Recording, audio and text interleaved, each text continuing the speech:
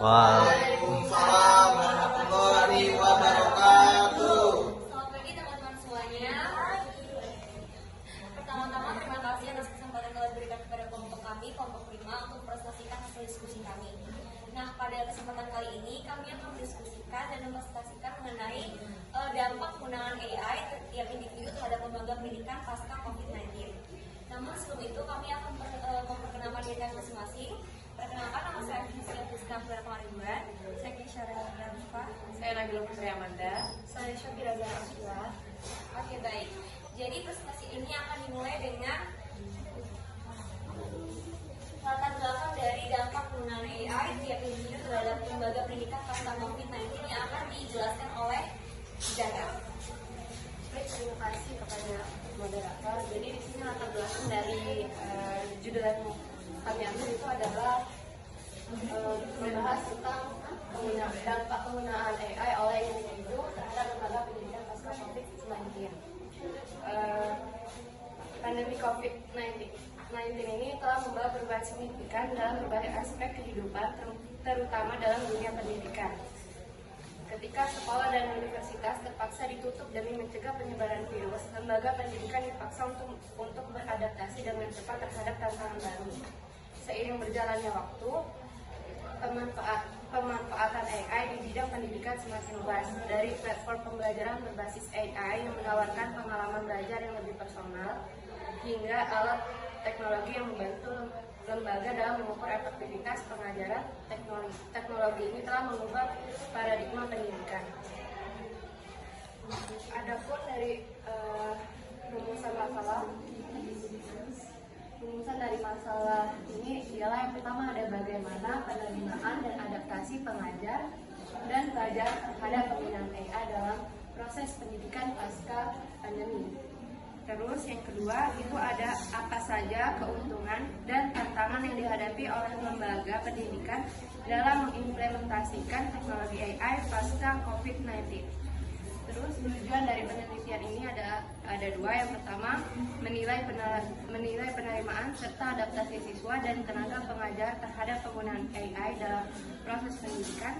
Yang kedua ada mengidentifikasi keuntungan dan tantangan yang dihadapi oleh lembaga pendidikan dalam mengimplementasikan teknologi AI setelah pandemi. Selanjutnya akan saya kembali kepada moderator. Oke, baik. Terima kasih Zara atas penjelasannya. Materi yang selanjutnya itu adalah penerimaan dan adaptasi pengajar dan pelajar terhadap penggunaan AI dalam proses pendidikan pasca pandemi akan dijelaskan oleh Nabila. Terima kasih. Oke, baik. Bagi pengajar, beberapa pengajar menerima perubahan ini dengan melihat manfaatnya, seperti efisiensi waktu, fleksibilitas, serta kemudahan dalam mengakses sumber belajar. Teknologi juga mempermudah evaluasi dan komunikasi dengan pelajar. Banyak pengajar yang harus mengikuti pelatihan teknologi pendidikan, seperti penggunaan LMS, video conference, dan aplikasi pembelajaran lain. Meski begitu, masih ada tantangan seperti keterbatasan infrastruktur di daerah tertentu dan kurangnya pelatihan teknologi untuk pengajar senior. Walaupun banyak pengajar mulai terbiasa dengan pembelajaran daring, sebagian lainnya masih merasa bahwa interaksi tatap muka tetap lebih efektif dalam menilai pemahaman siswa secara keseluruhan. Selama pandemi, banyak pelajar yang terbiasa dengan pembelajaran daring yang lebih fleksibel dan bebas. Sehingga ketika kembali ke kelas tatap muka, beberapa merasa kehilangan kenyamanan tersebut. Namun, tidak sedikit yang merasakan manfaat dari kembalinya pembelajaran tatap muka, terutama dalam hal interaksi sosial dan diskusi langsung dengan pengajar yang lebih efektif. Sementara itu, pelajar yang berada di daerah dengan keterbatasan internet malah Jelas. Kenapa? Karena membuat kebijakan yang jelas itu adalah harus mencakup aspek privasi data, etika penggunaan AI, dan juga tanggung jawab dalam memanfaatkan suatu teknologi. Saran yang selanjutnya adalah membangun kesadaran tentang tantangan AI. Penting banget untuk kita mendidik pengajar dan juga pelajar dalam apa sih tantangan-tantangan yang dihadapi semakin maraknya penggunaan AI ini. Seperti masalah biasanya itu dampak sosial dari penggunaan teknologi, kita makin susah dalam berdiskusi, karena kita hanya mengandalkan AI aja. Jadi kita kurang untuk menyadari kalau misalnya tantangan AI itu banyak banget. Langkah selanjutnya itu adalah mendorong inovasi dan juga kreativitas. Nah, yang dimaksud di sini itu adalah AI itu kita tuh harus memberikan ruang bagi pengajar dan juga pelajar untuk berinovasi dan juga berkreatif dengan pemikiran diri sendiri tanpa harus apa-apa tuh bergantung dengan AI. Jadi itu tuh kayak proyek kolaboratif antara kreativitas manusia dan juga AI dapat biar mendukung teknologi dalam pembelajaran. Mungkin sekian dari penjelasan kelompok kami. Kami membuka sesi pertanyaan. Adakah yang mau bertanya? Sabar. Baiklah, sebenarnya dari penjelasan dari kelompok kami, selanjutnya kami membuka sesi pertanyaan. Apabila ada yang ingin bertanya, berdiskusi, kami silakan. Angkat tangan guys. Kami hitung ya. 1, 2, 3. My God, banyak ya. Oke, apa sekali? Dua sih, Najwa lagi. Oke, silakan untuk dari Najwa dipersilakan. Oke, perkenalkan aku Najwa Firnia. Izin bertanya tentang materi kalian tadi. Itu kan bahas tentang AI di lembaga pendidikan. Pertanyaan aku itu, apakah AI dapat menggantikan peran guru dalam lembaga pendidikan di masa depan? Boleh diulang pertanyaannya? Apakah AI dapat menggantikan peran guru dalam lembaga pendidikan di masa depan? Oke, baik, terima kasih. Oke, langsung aja kami jawab pertanyaan dari dua. Untuk pertanyaan tersebut, apakah AI bisa mengganti guru di masa depan? Ini kan masa depan ya. Kita nggak tahu kemungkinan yang ada masa depan itu gimana. Cuma kalau misalnya kita analisis dari sekarang, AI itu tidak mampu untuk menggantikan guru karena guru itu perannya selamanya bakal dibutuhin. Karena kalau misalnya AI aja, itu nggak akan seefektif itu pembelajarannya. Kita masih bakalan butuh peran guru untuk bertahun-tahun selanjutnya itu kita masih butuh peran guru. Jadi AI tidak akan mampu untuk menggantikan guru dalam pembelajaran. Iya. Mungkin itu aja. Apakah ada yang ingin menanggapi? Aku mau izin nambahin dari penjelasan Kai tentang peran guru dalam pendidikan masa depan.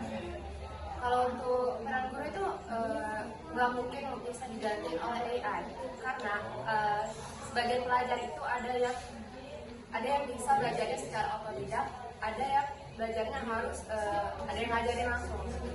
Jadi mau gimana pun, mau secanggih apapun AI, peran guru itu nggak bisa diganti. Baik, sudah jelas? Ya, terima kasih. Baik, teman-teman, apakah ada yang ingin bertanya lagi? Oke, boleh. Ustaz dari Syifa, silakan. Terima kasih atas kesempatannya.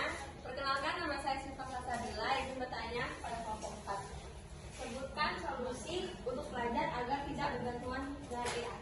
Oke, terima kasih ya atas pertanyaan. Kami tampung dulu buat diskusi dulu. Saya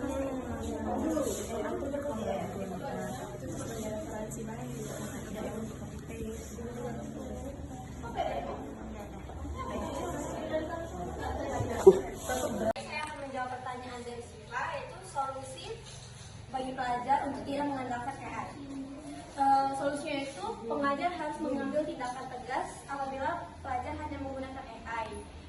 Kayak disuruh AI itu cuma buat referensi, terus mereka tuh harus mencarinya itu lewat buku dan setelah itu bisa dikolaborasikan dengan AI hasil pemikiran mereka dan pencarian mereka dari buku.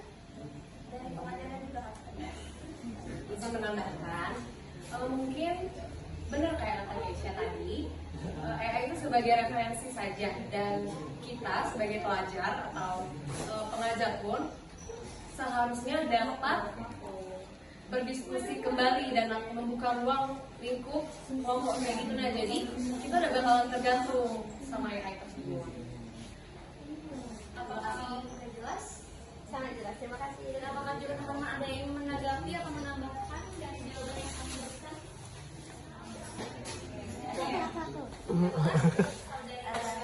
Menambahkan tadi pertanyaan tentang pergantungan ya, ketergantungan. Mungkin AI ini kan juga buatan manusia ya, jadi AI itu pasti bisa salah juga. Jadi kita nggak bisa ketergantungan dengan AI karena AI itu nggak selamanya benar, jadi tetap harus baca referensi dari buku, dari orang-orang yang ahli. Kita aja. Terima kasih juga atas penambahannya. Oke, apakah ada yang lagi menanggapi?